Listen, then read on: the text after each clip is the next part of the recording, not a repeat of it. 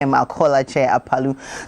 on the program, we're looking at surviving lupus, the spread and emergence of health conditions like lupus, categorized as autoimmune diseases, have given many, especially women who are mostly susceptible to it, a cause to worry, because as far as we know, the condition causes the body to just begin to deteriorate without an explanation or warning. Today on the program, we'll be educated as we hear about the survival story of a woman who was struck by lupus, an autoimmune disorder, following her life-threatening condition. With her experience, she took up a course to create awareness, advocate and counsel and educate others, as well as raise funds to support people suffering from autoimmune conditions.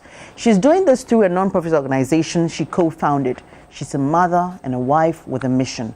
My guest, as we understand what it means to live and survive lupus and have a fulfilling life beyond an autoimmune condition, is Oyemam Danso, Executive Director for the Oyemam Autoimmune Foundation. You're welcome, Emma. Thank you. I know you like to be called Sweetness, so Sweetness, you're welcome to our studios. Thank you. And it's great to have you here sharing your story for us here at Women's Voice. This is what we want to see happening, that women survive and they tell their story and shape society.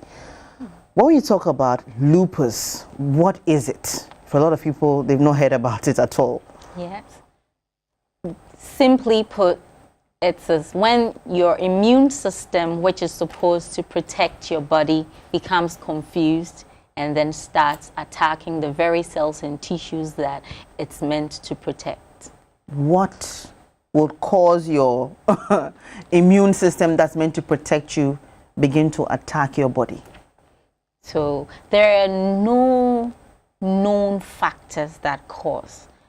There's still ongoing research, but so far what we know is that it's a combination of various factors. We have genetic reasons, and we have environmental reasons, we have hormonal reasons that could all work together to trigger lupus in someone.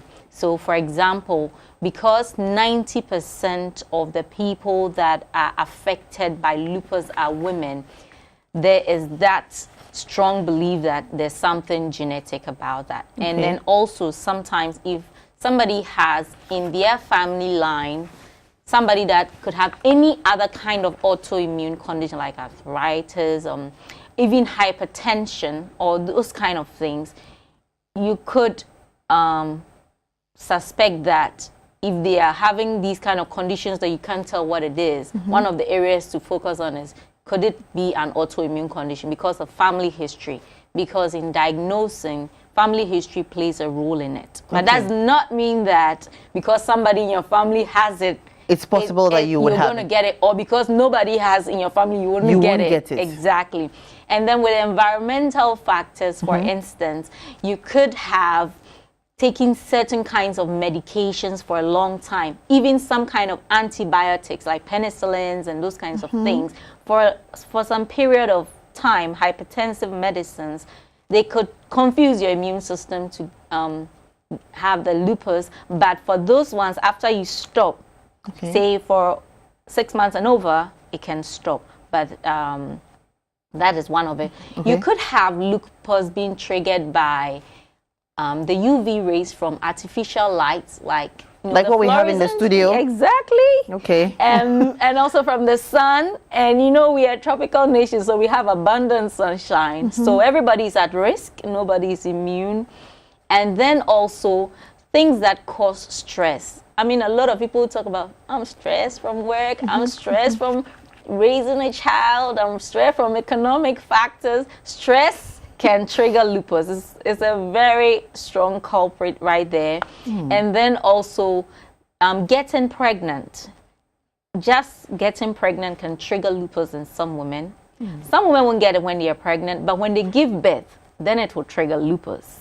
So those are some of the environmental, sometimes change in weather, change in, something that you go and eat that does not sit well with the body can just set it on fire, and then boom, there we go. And there you are, you have an autoimmune disorder. Yes. So those are some of the environmental factors. And then also the hormonal, like, for example, a lot of ladies, because of, you know, the female system, I don't know what it is about the female system that makes it more prone. For some lupus patients, for example, their symptoms are really worse when they are having their menstrual whatever, or during those times that our hormones are really in high production. Yeah. That's interesting. 90% of the disease you find happening in women. In women, and most of these women are women of African descent. So the color black. So this is something that it happens elsewhere, but rarely, but mostly with Africans. Well, abroad, for example, in the United States of America, it's said that 2 out of every 3 are women, and majority are African Americans. So that's 3 out of every 5 Black Americans. So that means that because they have the black skin and they're living there. So we're taking their roots are from here. We're taking all the change in the weather conditions and environmental factors out. They're still getting the lupus because of skin color. Exactly. And even with their abundant, you know, sophisticated healthcare and all that, they have still not been able to find out exactly what causes lupus. It would interest you to know that the DOD in the United States, as a defense, are pushing a lot of resources into researching about lupus, because now they're saying a lot of veterans are reporting lupus. The incidence is on the increase, and they're wondering, what is it that making the veterans have more lupus? Could it be something that environmental something during their service, or is it that sits in dormant and then after service it triggers? Or, you know, so all these things are areas that we have to they're still looking into. They're still looking into. What about diet?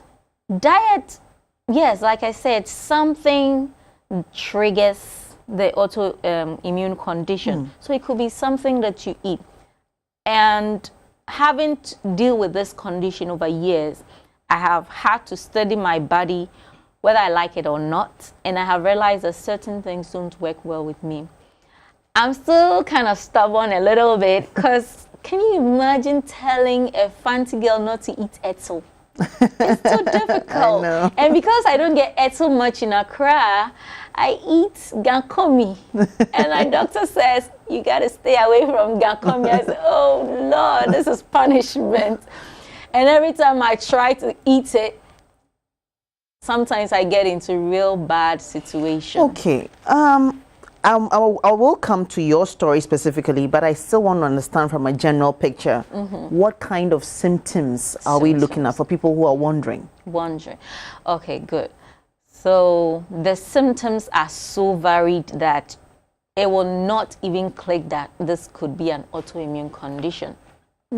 Because you can be having headache, Procode, FPAC. Is it called FPAC? Yes, FPAC. Yes, paracetamol.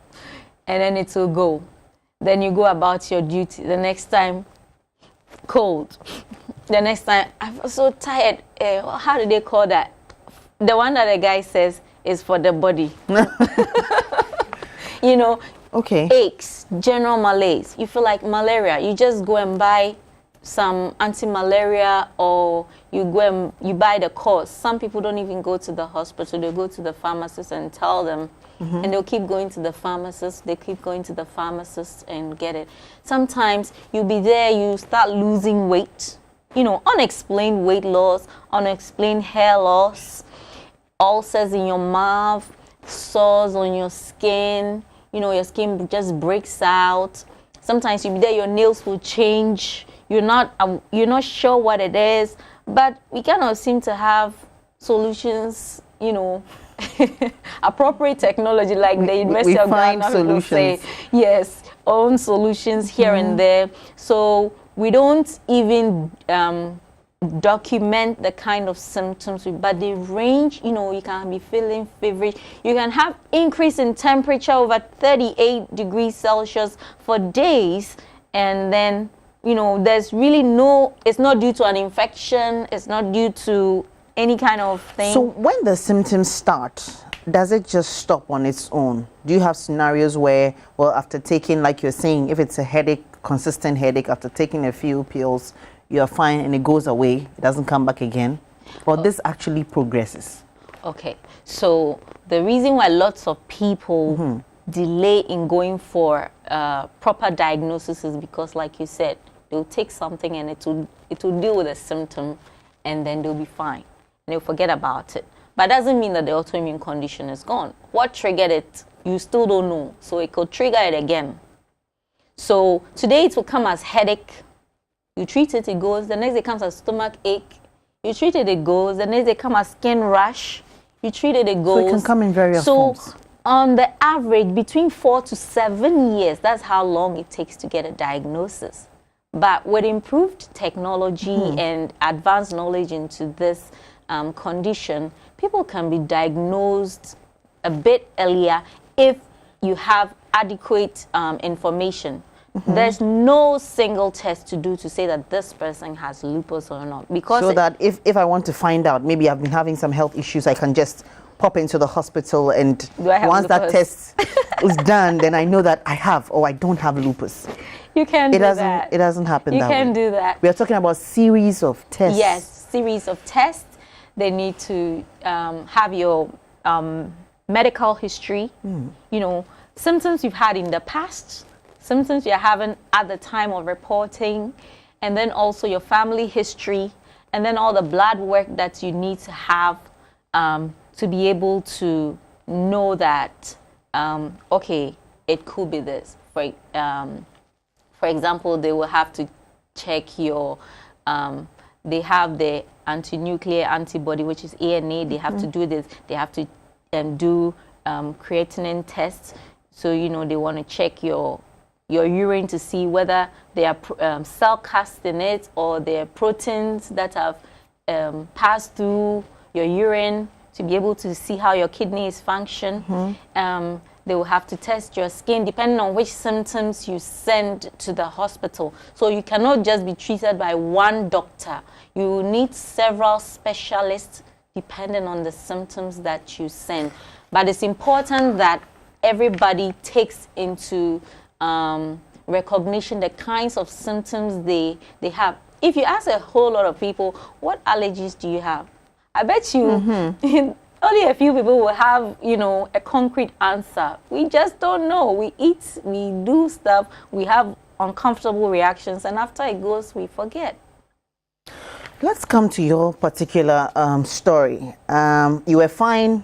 Life was going on just normally for you. And then one day, everything changed. Tell me about it. So, looking back, I think it even started when I was in school, but I had no knowledge about it, so I couldn't tell, because there was the time that when I started going to lectures, I've slept the whole night, and you expect that in the morning you should be feeling energetic. Yes, I will be feeling energetic, but I get to lectures and then I start dozing, and I always love to sit in the front. So sitting in the front and dozing, you can imagine how your friends will tease you. And I just didn't know how to control it. I would chew gum, I would drink coffee. They will all not work. So one of the things I used to do when I was in school was I was an athlete. So I used to run 800 meters. I would play hockey. If I guess football, I would play. Anything I get, I would do. So, and I was always taking iron tablets and all the multivites. So I didn't really experience those symptoms that much. I guess because of all the activities and stuff that I used to do. But getting to final year, when I had stopped everything, that's when I started having this fatigue, and then the back aches, and the body muscle pains and all that. So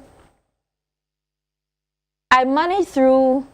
By God's grace, I've completed university, and then I said, okay, I'll do my national service, teaching assistant, and when I traveled outside briefly before the service, came back sick. Every time I go to work, the kind supervisor will say, go home. And what was it that was making you sick at work? I just didn't know. All of a sudden, I looked like I had full-blown AIDS. I was so skinny. You lost weight. I knew people were looking at me with queer eyes, but they wouldn't ask me, and I wouldn't bother to tell them anything, because I was just praying that whatever it was would go and leave me to live a happy life. I was very miserable, but I always try to put on a smile, you know. Were you married by then? No. Okay. I was not. I had, my skin was breaking out all over my face, on my neck. You see the white patches. You know, about some years after, somebody told me that, hey, somebody told me, yes, so you're ready now, you fool.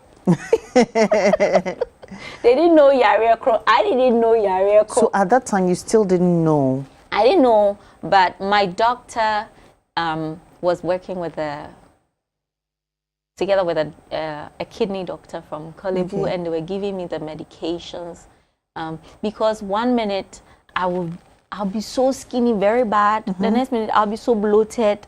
My skin is breaking out. My palms have turned black.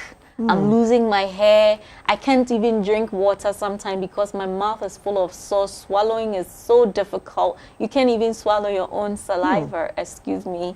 And so many things. Sometimes you're just scared to eat. You don't know how to sleep because it feels like your heart will just pump out. It's just so agonizing that you don't know how to express it. So the Lupus Foundation of America has just coined it to be the cruel mystery. You just don't know how to give expression to the agony that you feel, the stigma that you have to deal with.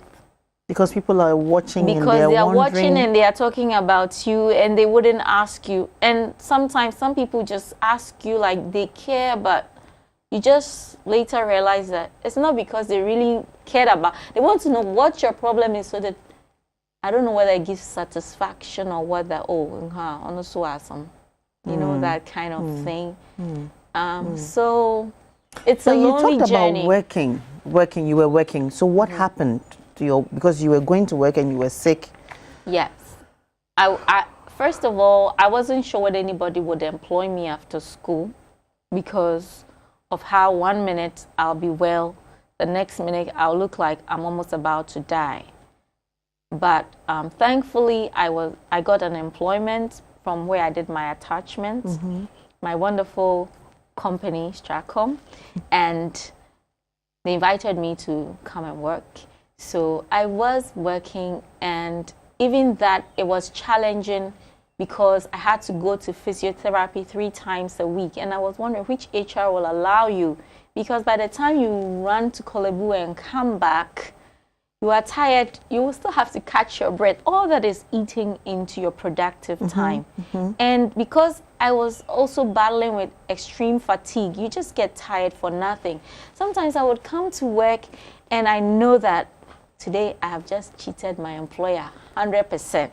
Because I'm sitting there physically, but my mind is not right. I can't focus on the work I have to do, whether it's a proposal or whatever. All my mind is focusing on is the joint pain here, which keeps on going there, and my back that is hurting. And my HR keeps changing my seat, and then it still doesn't solve my problem. And maybe the admin lady is thinking, you like worrying too much. You're always talking. I put pillow in my seat. So all those kind of challenges. And then sometimes I can't stand the light in the office and the fluorescent tube is always on. So sometimes I just want darkness, you know. So when it's like that, either I have to leave and go and sit in the conference room or just find something to do. And then apart from that, also, I would be having joint pains in my wrist, and so I can't type because they hurt too much. So when you are well, you want to do so much, but by doing so much too, then you exert pressure on yourself, and then you break down again. But I'm very happy to say that I was blessed to be in a company like Stratcom where my CEO is very understanding. And so, yes, pressure is part of our work. It's accepted. But she knew how to kind of work with me. Do you still work there? I resigned years back because on medical grounds, I couldn't take it anymore. I couldn't. And so I was advised to have something that is flexible, that I can work at my own pace. But because I had such a very bad flare, I wasn't able to work for over 3 years. So I became a housewife. Okay. Should I say professional housewife? Without work and leaving all the pressure on my husband. How did you manage all of this with being a mother? I know pregnancy, what it comes with, and then childbirth and aftermath of childbirth, and even childcare, and just being a mother alone, catering to the family and your husband. How do you manage all of this with lupus? Okay. It's a big challenge. Every day is like a battle you have to fight. Sometimes you're there, and yes, every woman who is married, I mean most women, and I can't say every woman, most women would want to have a child. And then when you have the child, then there's a challenge of catering. I used to pray that I will have twins, so that to be one touch, even though I was deliberately avoiding getting pregnant. Because it's too scary knowing that your immune system is fighting you, and then when there's a new addition to your body, then there's more reason to attack. And this can create a condition called antiphospholipid syndrome, which can also affect the fetus, the fetal development, and also put your own life at risk. You can have preeclampsia. You can have so many other conditions triggered by this. So a lot of women who are diagnosed with it don't even want to venture. Some don't even marry, and some, when their husbands just abandon them straight out. No, I don't want to deal with a woman with this kind of condition. I've met several, but I'm blessed.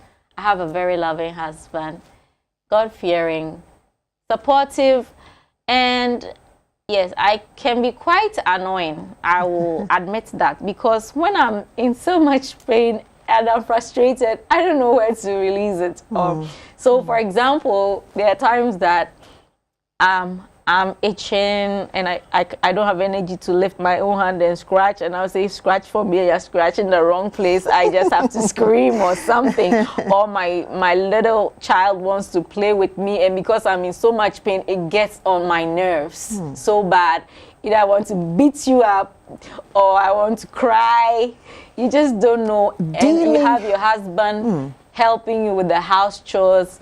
This same person has to go to work and get the money to take care of the bills, and this same person has to come home, take care of the child, and then take care of you, because sometimes you even need to be bathed. Psychologically, how have you gotten through it? When it started in the beginning, what were you thinking, especially when you weren't diagnosed yet? Well, what did you think of yourself, for instance? What could have been happening? It was very confusing, depressing, annoying. You could just sink into depression because you see, I have my own ambitions.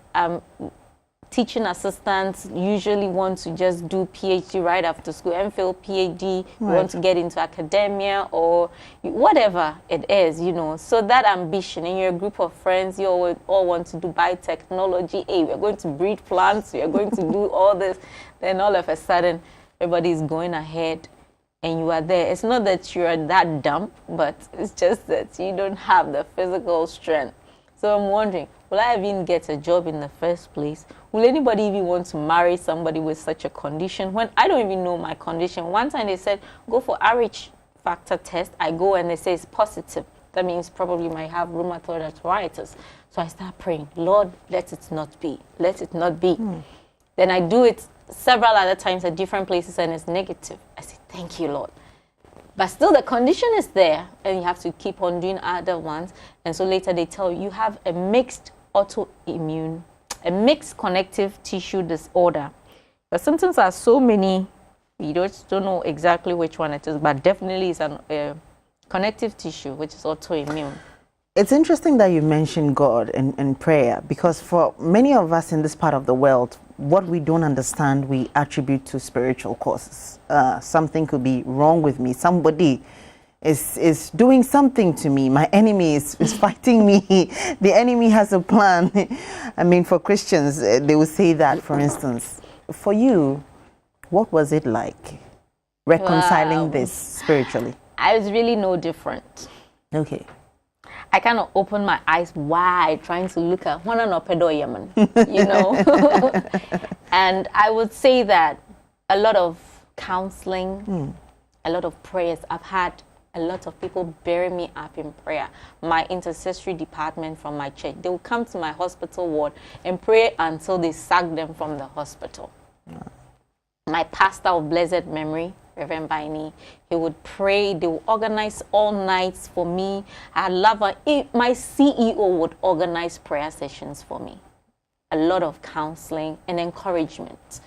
But that doesn't mean that I didn't have people telling me that it's people from my father's family, people from my mother's family. Now they have formed alliance and they are collaborating to finish me.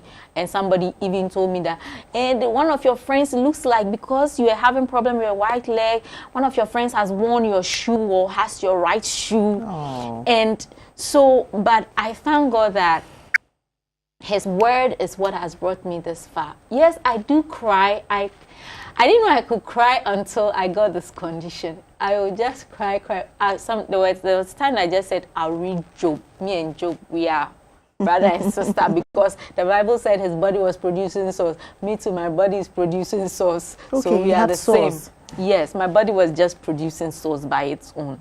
Big ones, small ones, very painful. And when nothing has happened to you and then your skin just starts to blister and then the skin peels off and it keeps eating into it, you can't describe the pain.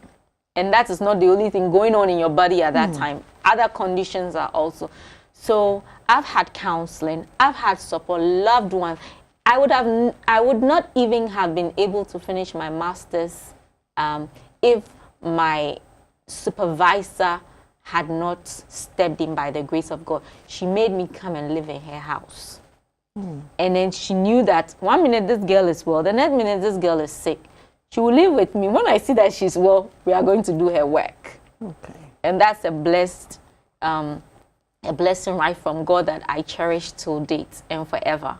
So with all these kinds of supports, there are times that I was in bed and I just said, I'm tired. And I kept on repeating to myself, I'm tired. And I don't know, some people believe it, some people don't, but my room felt very heavy. I felt very heavy, as if I was sinking into the bed. And then some way, somehow, I just said, in the name of Jesus, I'm not tired. I started screaming. I was so scared. I'm like, life is too good to die, man. Okay, so you, that's funny, but it's not supposed to be funny. So you thought you were dying at that moment? I thought that, I mean, you thought there's so death many was nights, upon you. So many nights, I would sleep with my eyes wide open. I don't want to close it because I feel like in the moment you are lying, today if you close your eyes, you're gone. That's fear because of all that you are going through. And sometimes the trauma of you feeling that because you are being a burden on your family or your loved ones, when they ask you, how are you doing? Then I'm debating in my mind, should I really tell them how I'm doing, or I should just say the cliche, I'm fine, and then everything ends. Because it feels like in the Monday they ask you, how are you doing? My here. Tomorrow, my there. Every day ask for you, there's something wrong with you. So, and the pain of you not being able to sincerely tell people how you are, it's it's very lonely dealing with lupus and these autoimmune conditions. Is very lonely. It's interesting, and I'd say maybe you're tough because having to go through this and actually feeling that you're dying by refusing to die when people can be at such a low point and decide that no, they want to give it all up. I'm sure there are people going through this condition who are there. They've proven that a lot of people have suicidal thoughts, and some do commit suicide because they can't take it. It has lifestyle changes, that impact your life. For example, you may have to change your career and your very quality of life. So, for example, when I was in my final year, the back aches were very bad. And I always felt like I needed massage. So I'll tell my roommates, massage me. And they will always be nice to me, massage me here and there. Mm-hmm. Then one day I was in real pain and all of them refused. We like massages too much. Somebody said, I just went to bath. Your ointment is too strong. Oh, I was so miserable lying on my bed right there. And then this scripture just popped into my spirit that says, if the spirit that raised Christ from the dead lives in your mortal body, he will quicken you. I said, God, do it. Do it. The spirit is in me. Do it. And that day, nobody laid hands on me. Clear miracle. I couldn't feel one single pain in my body. I got up. I started jumping in the room. They said, so they be out per myself, but they didn't know that it was real, So those are some of the challenges that you go through, having to, as if I want to share the pain of trying to worry you. I feel sorry for the people that I'm bothering because I can't help myself. What should be the posture of, say, family members who have, who are living with people who are dealing with lupus? What kind of support can they give? The support is so varied. First of all, for somebody like me that I used to have a very independent mind, I want to be able to do my stuff myself, my way. And so being in a position where, for example, at that time of the month, you can't even bath yourself, it teaches me to be humble, to accept help, because I need to admit that I can't help myself. I'm in need of help. Sometimes just to stretch my hand to pick just this here, I can't do that. I may not look physically sick, but that energy is not there because this is full of pain. And so to be able to say, oh, Sally, please, can you take my glasses for me? First of all, I have to overcome my pride that I can't do it.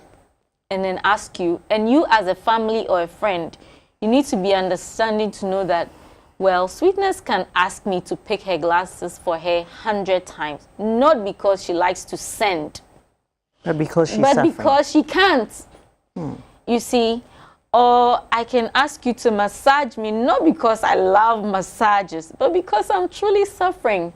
And since for the years that I haven't been working, my husband would have said, always, he could have fasted all the time. You better go and look for some work to do. This is getting too much for me. I didn't sign up for that. You know how to do it. Yes, but I've had wonderful people supporting me. Yes, they know that I don't work. I don't have any expectations of salary at the end of the month, but I must still survive. Not because I don't want to work, but I just don't have the energy. So I keep asking, hey, if you get some 1 or 2 contracts there, can you help me with this? Sometimes somebody will call me, oh, can you write this article for me? And sometimes you even tell the person that, yes, I'll write it. And the time that you have given the person, you fall sick. So would they even be able to understand you that you didn't delay because you deliberately delayed, but just because this condition is very unpredictable? So to be able to understand the person, to be able to support them, and also get informed about the condition so that you can help you know, it's not just the monetary, the emotional part, because sometimes you feel very lonely, like, and for me, I always say Christ in me, the hope of glory, because that's what keeps me going. If I lose my hope, I'm finished. How long did it take for you to be diagnosed of lupus? 7 years. 7 years. And are you now free of lupus? You say you're a survivor, you're an ambassador, you're educating others, you're creating awareness. Yes. How did you survive the treatment? Free. I like to answer free from spiritual and physical perspective. Okay. Because he says that if the Son shall set you free, you are free indeed. And I believe that the Son has set me free because by his stripes I was healed. Physically, I take medications every day. Okay. But my personal faith tells me that I'm not alive because of the medications. Because I have been at the point of death so many times. One time right here in Accra, I couldn't sleep. I cried my heart out. When I close my eyes, I get nightmares. As if some doctors want to inject me, then I'll be screaming. I can't close my eyes. So I cried until I had no more tears. And then the matron came and said, Miraba, two hymns. And I'm just praying that one day I'll buy something and go and give it to her. She doesn't know what she did for me at that point. But that did something to me. So for me to be able to come this far, 7 years of not knowing what exactly it is and always praying that it will not be something. First, I was excited that I didn't know what it was. I was like, yeah, once they don't know it, I'm cool, you know. But then I kept on falling sick because it degrades your quality of life so much that you can make it your social events. You are looking horrible. I even didn't want to see my face in the mirror or take photographs because I was looking like a scarecrow, you know. But afterwards, when I got to know it, you get to a different level of being scared because now you know that this is what it is.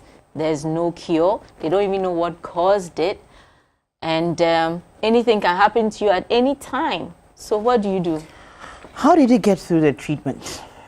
You talk about medications. I can't imagine the tons of medications that you were taking. I have had periods where I had to swallow like 45 pills at a time.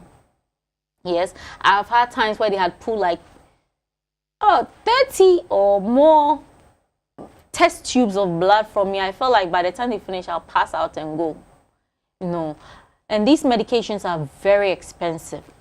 So the medications range. You have the immunosuppressants, you have the corticosteroids, you have the non-steroidal and anti-inflammatory drugs, you have the anti-malarials, you know, you even have physiotherapy and all those things as measures that you take to do this. And they're expensive.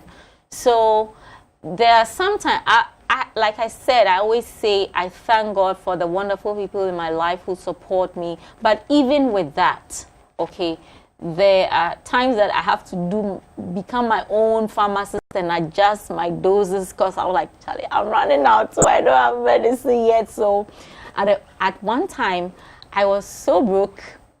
I was like, why don't I even have any money? That's another source of depression.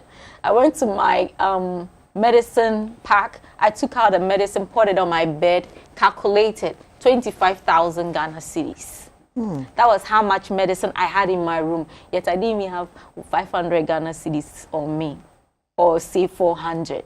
And I said, why do I have to have this much medicine, which could have been translated into money for something useful? You swallow this all into your stomach and nobody sees anything.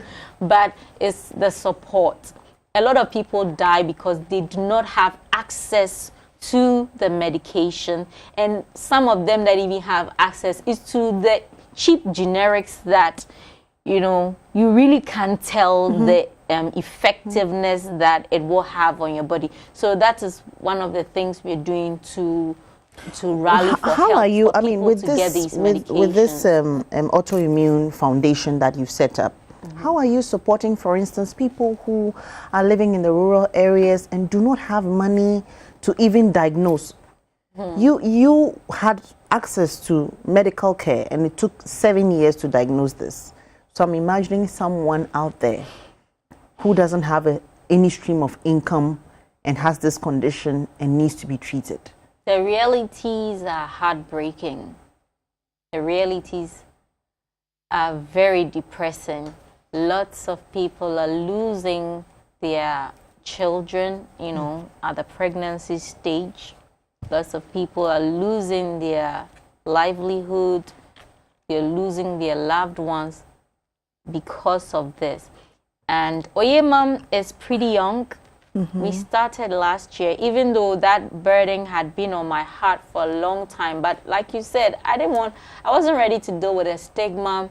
I wasn't ready to talk about it, and then people was, so that was what was happening to her. You know, you don't know what is going to happen. But after 3 years ago, after it was like a movie to me. The life and the death was so clear. I promised my good Lord that this time I'm going to overcome my shyness. I don't really have anything to hide or protect. What's his reputation? And what's the value of my life if I cannot be of use or positive change to my neighbor? I may not be able to give that neighbor money, but I can share the experience or the knowledge which will help them to get help. So one of the things that Oyemam is doing, apart from advocating for our policymakers to put autoimmunity on national agenda, because we have focused on infectious diseases and so many others of those kind, which are equally important. But this is a condition that we do not even have empirical evidence to know the exact number of people that are being affected. Okay. We need to have these things done. We need support.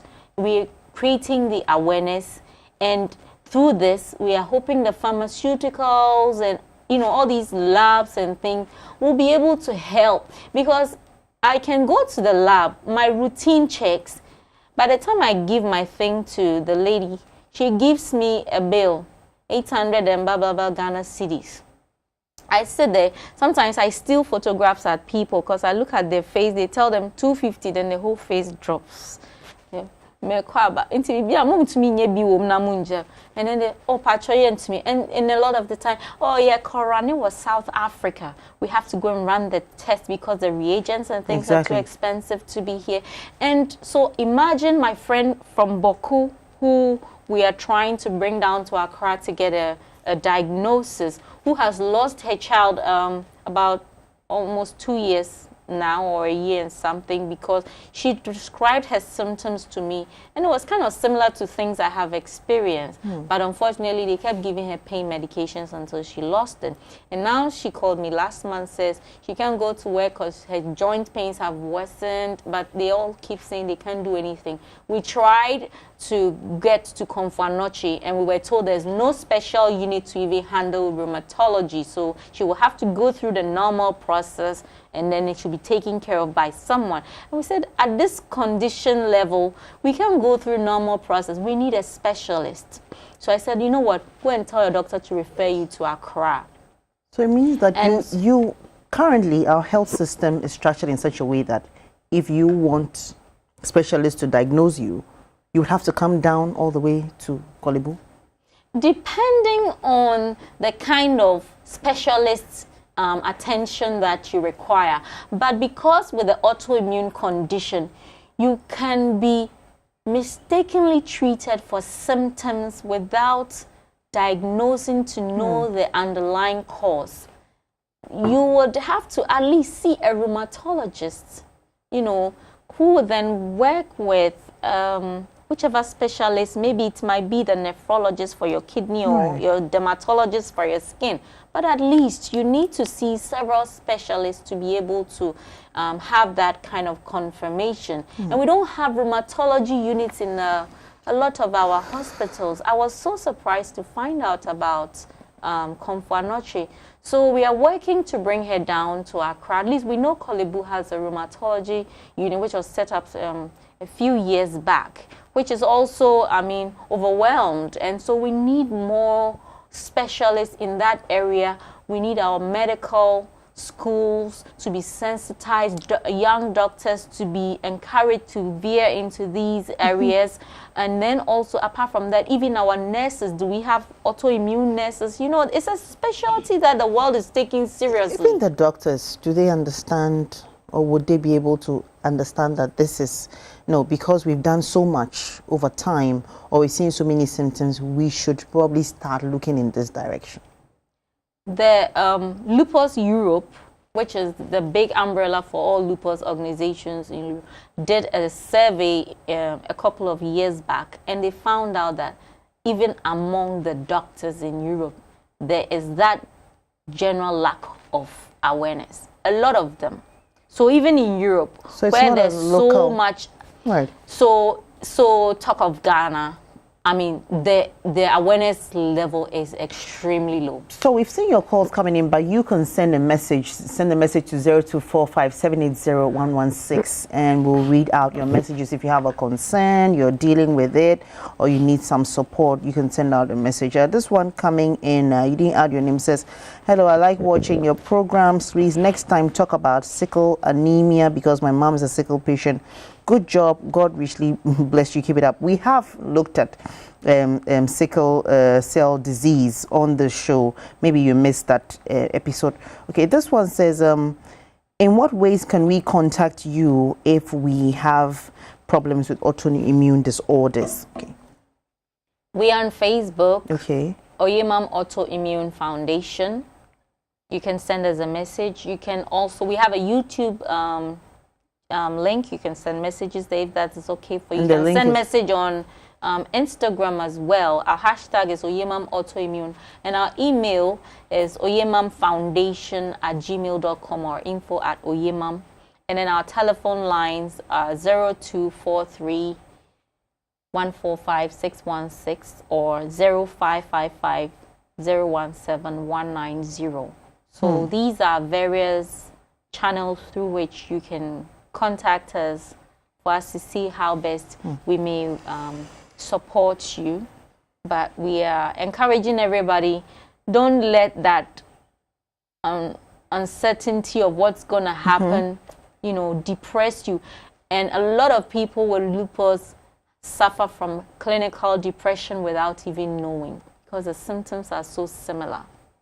So you can easily be depressed and then do stuff to yourself. In what ways do you counsel people if they have to?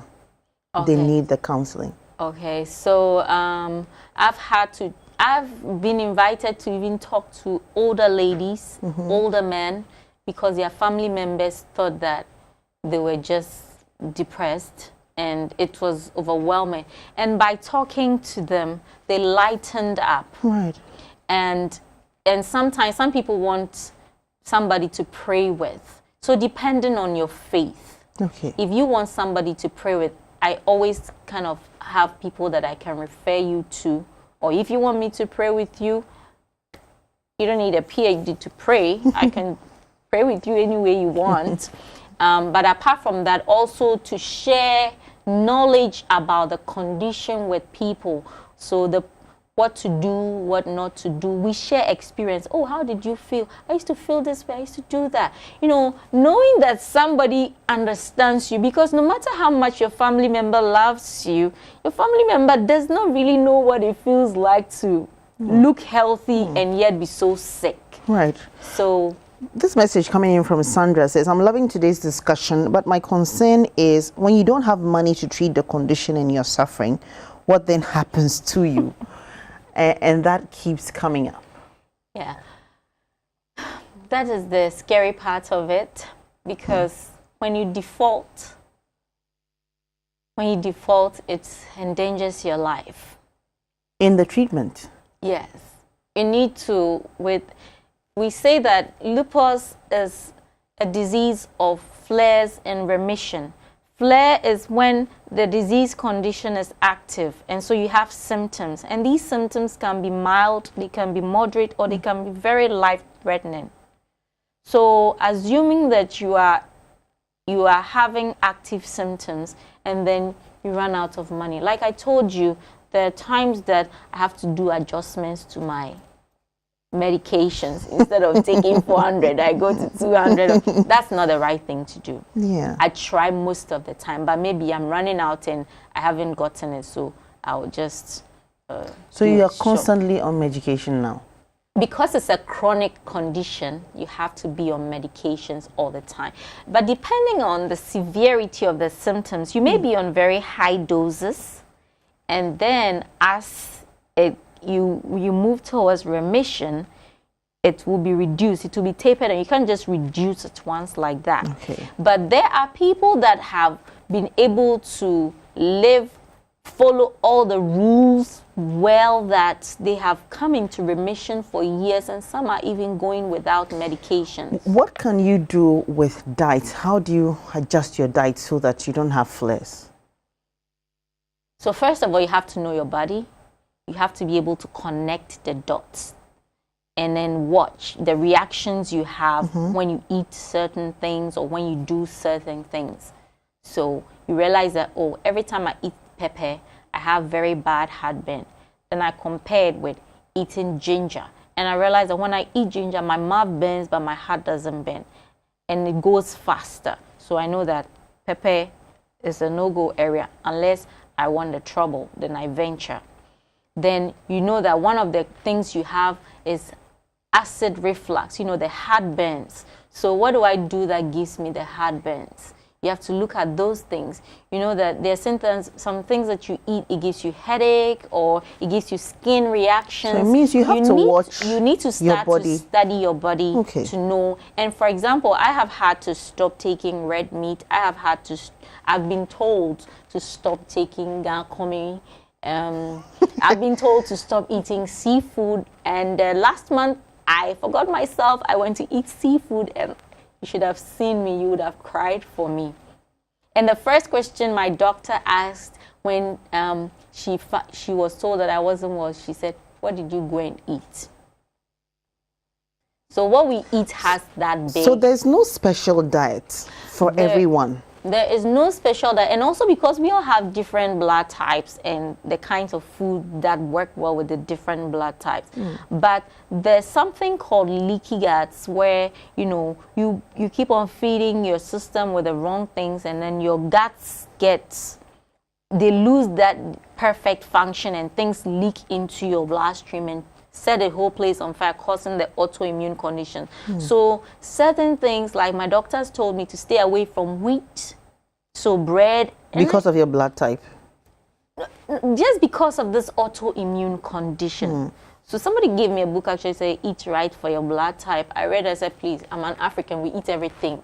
But then now I have become more serious about it. So it's helpful? Helpful. I don't do vegetable oils. Okay. I do coconut oil, palm kernel, palm oil, because those are our local oils. And the very things that God has blessed us with, which we have always undermined. I used to think that coconut oil was for people who didn't have money to buy vegetable oil. Until now, I realized that one bottle of coconut oil is costing 45 cedis. I said, but if we're supposed to be eating these things and it's so expensive, then how can we even go and buy? We'll go back to vegetable oil. But you should know that the medicine costs more than the coconut oil. So you are forced to, consume. This message says, I can't imagine the pain she went through upon hearing what she passed through all these years. God bless you for giving us this education. I love the show. Oh, thank you. Sounds sad, but anyway. So in terms of giving support to others, and again, it comes back to the issue about financial support, how does your organization, for instance, put together some funds to be able to support people out there? For now, because a lot of people do not even know about lupus, when you talk about it, it sounds like stories. For example, 1 minute I'm down. When I get energy, I say, let me go and see what I can do. I go and I talk to a corporate person and I say, this is what we are trying to do. Can you support us? They are wondering, you don't look sick. What are you talking about? You don't look sick. Yeah, that's true. You don't look sick. What are you talking about? So it's difficult. And they want a lot of corporate organizations. It's understandable. They are overwhelmed with all this plenty requests for support. But we are saying that, you know, even if you are able to let us create the awareness, right, other people who have relatives or friends or friends or friends or friends or friends can know about these conditions. They may not give us the money, but they will go and support that person. Okay. Okay. Ekuya from Koforidua says, good afternoon. Thanks for the good work you're doing. Kindly tell the lady you're discussing the program with to give us her contact line. I've just tuned in. Thanks. God richly bless you. So you have to repeat that contact line. Okay. 0243 145 616, and then also 0555 017 190, or simply Oyemam Foundation at Gmail, or send us an email, a message on Facebook, Oyemam Autoimmune Foundation. Okay. As we wrap up, your message to people who are going through this or dealing with this. Oyemam simply says, we are inspiring hope to live on. You don't have to cave in to lupus. It's depressing, it's lonely, it's humiliating because you feel like it degrades, it steals your quality of life. There's simple things people do, you can't do it. You can't go for social outings. They may not understand it. Why didn't you come for my wedding? My friend like you. It doesn't matter. Some people will understand you, some won't understand you. But keep hope alive. Be your own hell detective, because your life is yours to live once. And demand answers. Don't go to the hospital and then just work together with your doctor. Ask questions, okay? And also learn to know about your condition and then take good care. And it's not your fault that you got an autoimmune condition. And so it may change your plans like it has done mine. I cry, but after I finish crying, I clean my face and I go. So that is it. And we are asking, as we are in our 60th year, we are saying that we are all mobilizing for Ghana's future. We are not going to be spectators.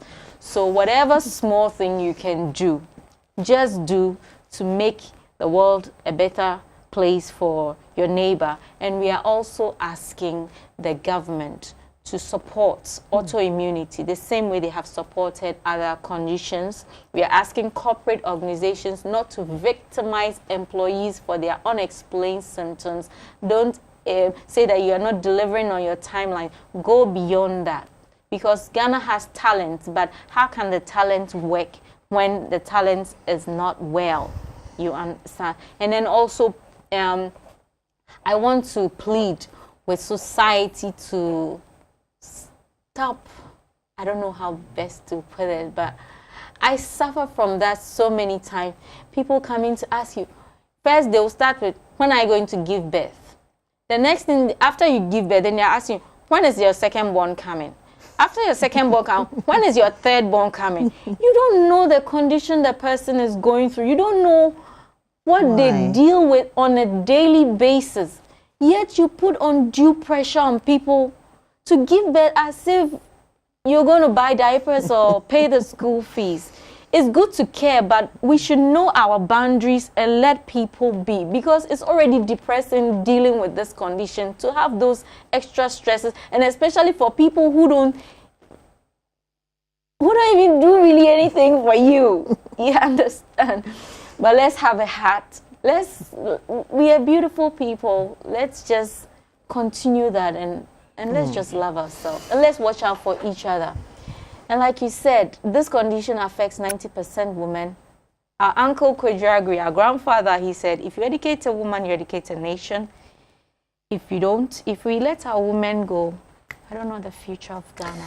Sweetness, thank you so much for sharing your story and for embarking on this campaign to support others with autoimmune diseases. And what can we say but to say thumbs up and more power to your elbows as you soldier on and encourage others. Thank you so much for coming. Thank you so much, Selikem, for having me, and thank you to all the companies that have supported Oyemam so far to be here. Goyle Enterprise, Top Holdings, Premium Bank, and Gold Drain. You have supported us even when we didn't have evidence of what we are doing, and we are counting on others to also support us to be able to carry the message across Ghana, not just in Accra.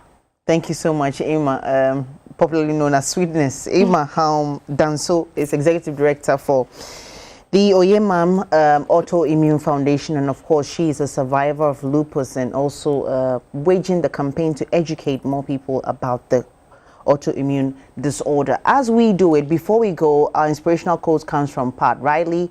He's considered to be one of the greatest national basketball coaches of all times. And the quote says, if you have a positive attitude and constantly strive to give your best effort, eventually you will overcome your immediate problems and find you are ready for greater challenges, unquote. My name is Selikem Akola Chiapalu. Thank you so much for watching, and thank you for your contributions as well. We'll be back same time tomorrow. Thank you, Emma. Thank you. It's about exposing the vulnerabilities women face. You have to go to an occasion and people will be like, okay, look at this scary lady coming up. And it was so devastating for me at that time. And I just feel like, okay, if this is how the situation is going to be, then I have to accept myself. I have to embrace what I am. It's about being ready to speak out for our own rights. If you see a nice girl, then the assumption is that she enticed the man. What was she wearing? My dear,